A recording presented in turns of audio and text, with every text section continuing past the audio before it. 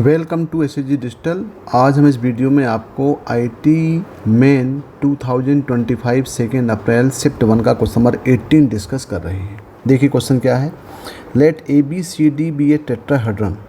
एक टेट्राहेड्रन दिया है such that the edges A B A C and A D are mutually perpendicular. Let the areas of the triangle A B C A C D and A D B be 5, 6 and 7 square respectively. Then the area of the triangle BCD is equal to। तो देखें question पहले अच्छे से देख लें इसको। एक tetrahedron दिया हुआ है ABCD, इसमें जो एजेस हैं AB, AC और AD म्यूचुअली परपेंडिकुलर से। तो जब टेट्राहेड्रन दिया हुआ तो 3D हम ले लें यहाँ पे। तो 3 डायमेंशनल में मान लो ये आपका x एक्सेस है, इसको मान लीजिए y एक्सेस है और यहाँ पे ये z एक्सेस है।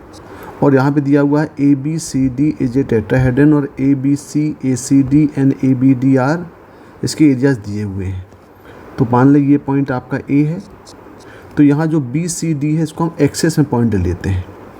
तो यहाँ पे हमने बी पॉइंट ले लिया एक्स एक्सेस में, तो इसके कोऑर्डिनेट ले लेते हैं बी 0 0, यानी ये डिस्टेंस है, डिस्टेंस को हम लेते हैं बी।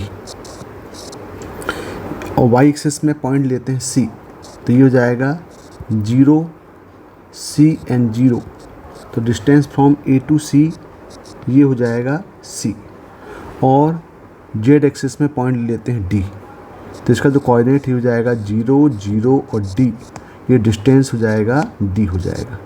अब देखें ये जो तीनों हैं ये बोल रहा है A B A C and A D are mutually perpendicular, मतलब ये भी 90 डिग्री है, ये भी 90 डिग्री है और ये भी 90 डिग्री है।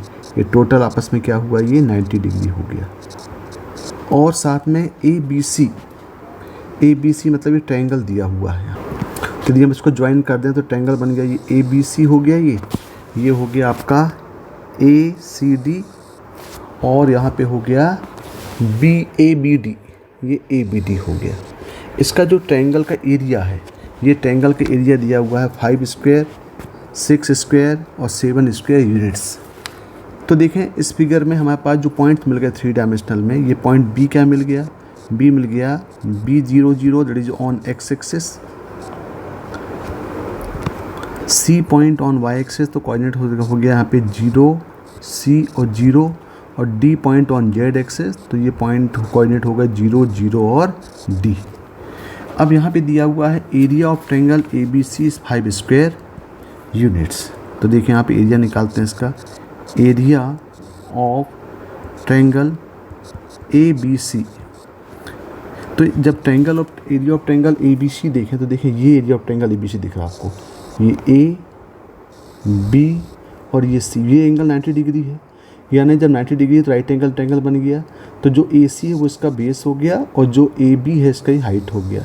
तो इसका एरिया क्या हो जाएगा, इसका एरिया हो जाएगा 1/2 B into C equal to कितना दिया है, ये 5 दिया है। तो यहाँ से हमको बी सी इक्वल टू कितना मिल गया, ये बी सी इक्वल टू मिल गया 10। देखो यहाँ से बी सी मिल गया। बिल्कुल similar area of triangle A C D, तो A C D equal to जाएगा 1/2 इंटू, अब ए सी डी देखेंगे तो यहाँ पे ए सी डी में ये सी हो गया बेस और हाइट हो गई यहाँ पे ए डी यानी डी, तो सी इंटू डी इक्वल टू कितना दिया है, 6 दिया है। तो यहाँ से हमको मिल गया C D equal to 12 units. बिल्कुल similar area of triangle A D B equal to 1/2 A D, तो यहाँ पे आपका हो जाएगा ए डी बी। तो यहाँ पे ये वाला ट्रायंगल बोल रहा है ये, इसका एरिया हो जाएगा, बेस बन जाएगा ए बी और जो हाइट है वो मिल जाएगी ए डी, मतलब बी और डी। तो 1/2 B into D equal to ये दिया हुआ 7, तो यहाँ से मिल जाएगा B D equal to 14 units. तो देखें यहाँ पे बी सी सी डी और बी डी की वैल्यू मिल गई। अब यहाँ पे देखें, अब हमें निकालना है area of triangle B C D. तो देखें ज़रा बी सी डी कहाँ पे बना है, ये बी सी डी आपका ये बना है, ये बी सी डी, ये ट्रायंगल बना बी सी डी, ये पॉइंट बी है, ये कोऑर्डिनेट कितना है B0 0, यहाँ पे ये y एक्सिस में पॉइंट था C, 0 C और 0, z एक्सिस में पॉइंट लिया था हमने D, ये 0 0 और D था।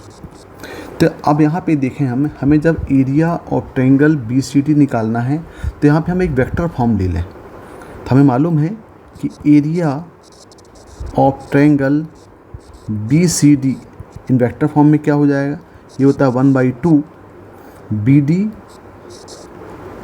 BC vector cross BD vector. तो कोई भी ट्रायंगल के यदि आपके पास 2 कंजुगेटिव साइड्स यहाँ पे ले लें तो डायरेक्ट एरिया ऑफ ट्रायंगल हो जाता है वेक्टर फॉर्म में 1/2 BC, ये वाला ले लें BC, और यहाँ पे ले लें BD, ये ले लें।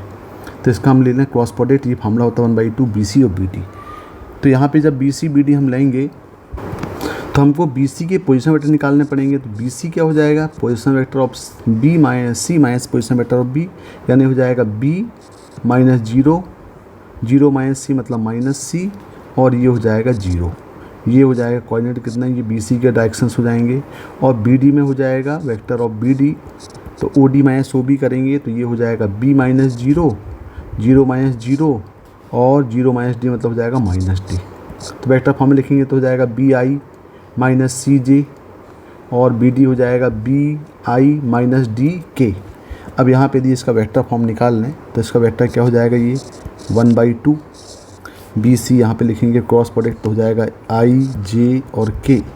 BC दिया हुआ है BC और माइनस C, ये हो गया 0, और यहाँ पे जाएगा B 0 और माइनस D। अब इसका ज़रा हम डिटरमिनेंट सॉल्व कर लें इसको वेक्टर को।